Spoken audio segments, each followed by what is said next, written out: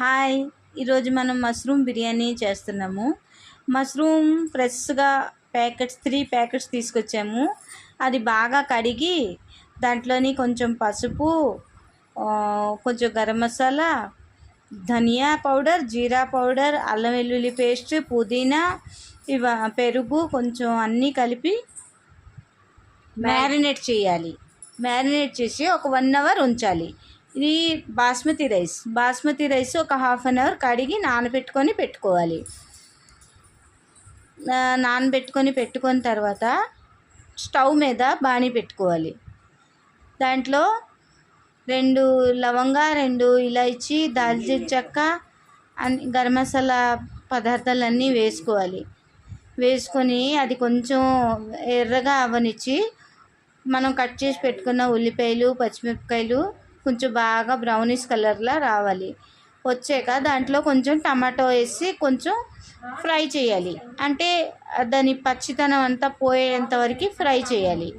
Fry చేసాక మనం ఏదైతే మ్యారినేట్ చేసి మష్రూమ్ ఉంచామో అది బాణీలో పోసి దానికి వచ్చే వాటర్ అంతా పోయేంత వరకు బాగా ఫ్రై చేయాలి. అంటే మష్రూమ్లో వాటర్ వస్తుంది, ఆ వాటర్ అంతా మొత్తం డ్రై అయిపోవాలి. ఆ డ్రై అయిపోయేంత వరకు బాగా మూత పెట్టి కలుపుతూ డ్రై చేసుకోవాలి.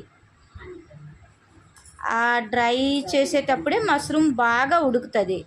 ఈ అమ్మాయి మా మేనగోళ్ళు ఈరోజు జన్మాష్టమి అని సెలవులో వచ్చింది. సో ఈరోజు అందరికీ మష్రూమ్ బిర్యానీ చేసి పెడతాను డిష్ అని చెప్పి మష్రూమ్ బిర్యానీ చేస్తుంది కష్టపడి.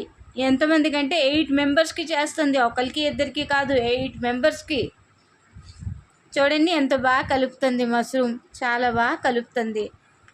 అది దగ్గరికి అంటే చూస్తుంటే నోరు ఊరుతుంది. అబ్బా, మష్రూమ్ బిర్యానీ అంతగా వేగంగా తినాలని ఉంది. చూడండి పాప ఎంత కష్టపడుతుంది. ఇలా మూత తీస్తూ కలుపుతూ ఉండాలి. ఈ అమ్మాయి కూతురు అవుతుంది నాకు. తను కూడా హాస్టల్ నుంచి వచ్చింది. హాస్టల్ ఫుడ్ తిని బాగా బోర్ కొట్టేసింది. ఎంత వేగంగా మష్రూమ్ బిర్యానీ వస్తుంది తింటాను అని ఫోన్ చూస్తూ ఎంజాయ్ చేస్తుంది. వీడు నా మేనల్లుడు. వీడు కూడాను మష్రూమ్ బిర్యానీ అంటే కొంచెం ఇష్టం లేదు. చికెన్, మటన్ అంటే బాగా తింటాడు. బట్ మష్రూమ్ బిర్యానీ కోసం వెయిట్ చేస్తున్నాడు. ఇగోండి ఇలా దగ్గరికి వస్తుంది. కొంచెం దగ్గరికి వచ్చి ఫ్రై అవుతుంది.